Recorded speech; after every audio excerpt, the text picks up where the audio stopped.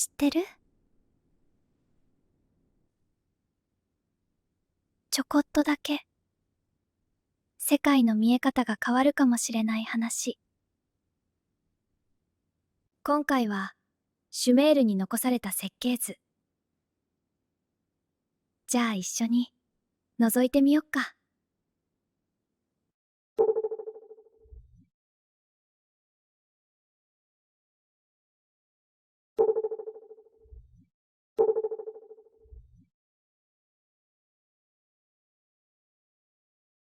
この世界は本当に自然に生まれたのでしょうか？もし誰かが設計したものだとしたら、今から約5000年前、メソポタミアにシュメール文明が現れました。しかし、この文明はあまりにも完成されすぎていたんです。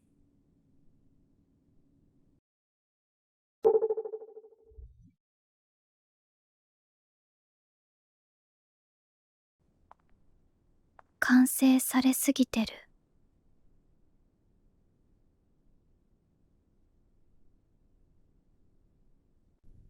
文字、法律、数学、都市。そのすべてが5000年前にすでに存在していました。しかも彼らは2万年以上の時の流れまで知っていたんです。冥王星や海王星の存在まで記されていたとも言われています。地球がゆっくりと揺れる再差運動、その周期25920年。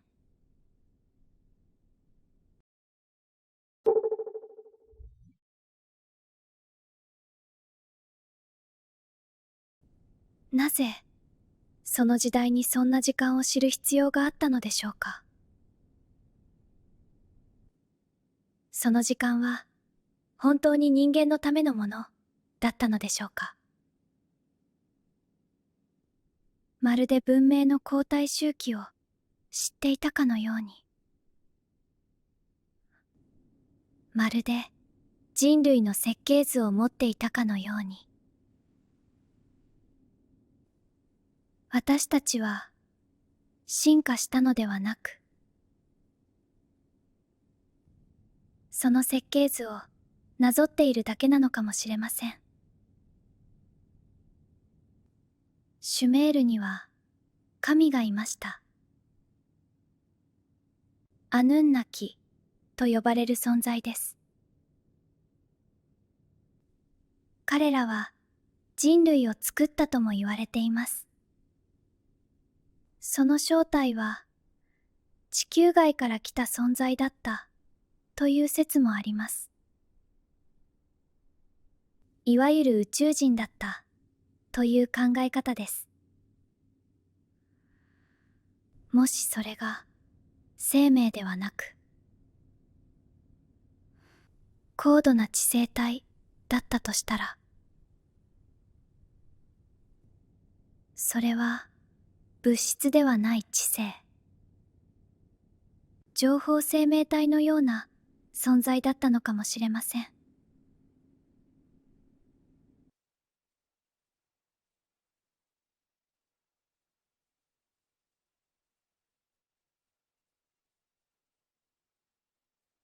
そしてこの話は日本につながります。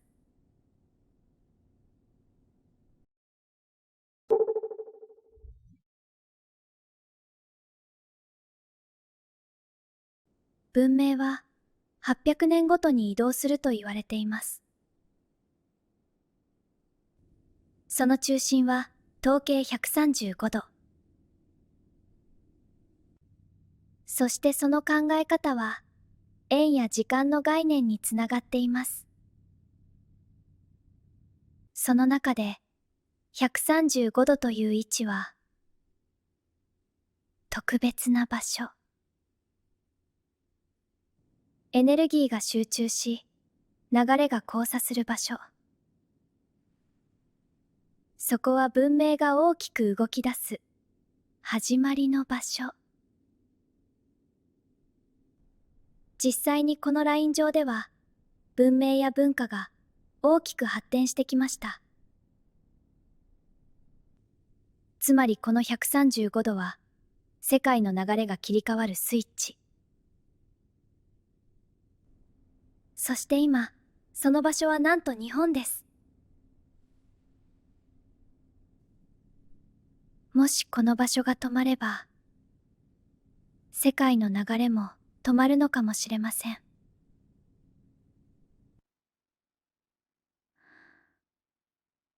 ここに集まってる。スメラという言葉があります。日本ではスメラギ。滑る存在を意味する言葉です。天皇はスメラミコトとも呼ばれます。スメは神、ラは太陽を意味するとも言われています。つまりそれは太陽の神の御子。その響きはシュメールと酷似しています。そしてさらに天皇家の菊花紋と古代の太陽の紋章が重なります。そして16の放射を持つ紋章。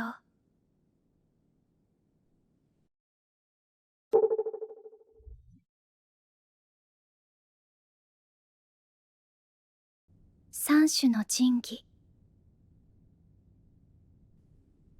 八田の鏡、草薙の剣、八坂に野間が玉。それは単なる象徴ではなく、シュメールにも神の権威を示す似た概念が存在します。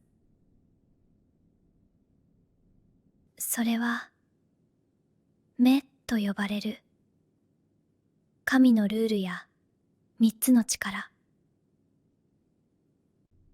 神々はそれを人間に授けていました。そしてそれが日本では三種の神器として残されたのかもしれません。それは文明を制御するための装置だったのかもしれません。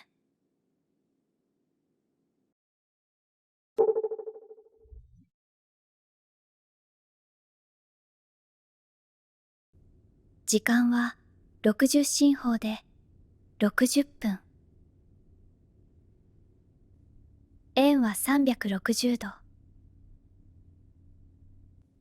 それらはすべてシュメールから始まったとも言われています。それは決して偶然ではなく、この世界の仕様だったのかもしれません。地球は生命体であり、もしもその設計者がいるとしたら、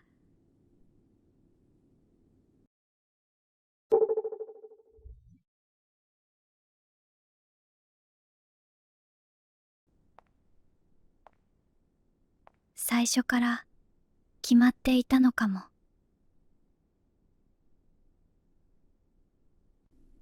この世界は偶然ではなく設計されたもの。そして私たちはその中で動く存在なのかもしれません。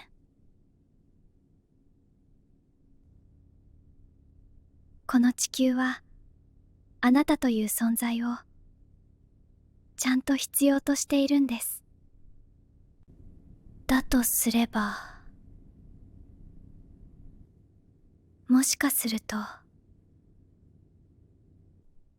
私たちはこの世界を動かすために設計されたものなのかもしれません。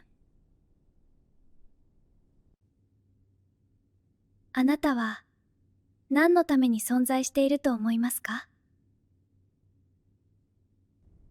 次回、創造主アヌンナキの真実。あなたは知っていますか？最後まで一緒に見てくれてありがとう。まだまだ話していないことがたくさんあるんです。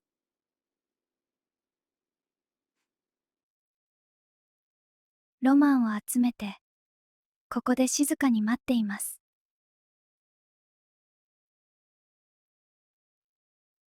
こんな物語がお好きなら、チャンネルを登録しておいてくださいね。また会いに来てくれたら嬉しいな。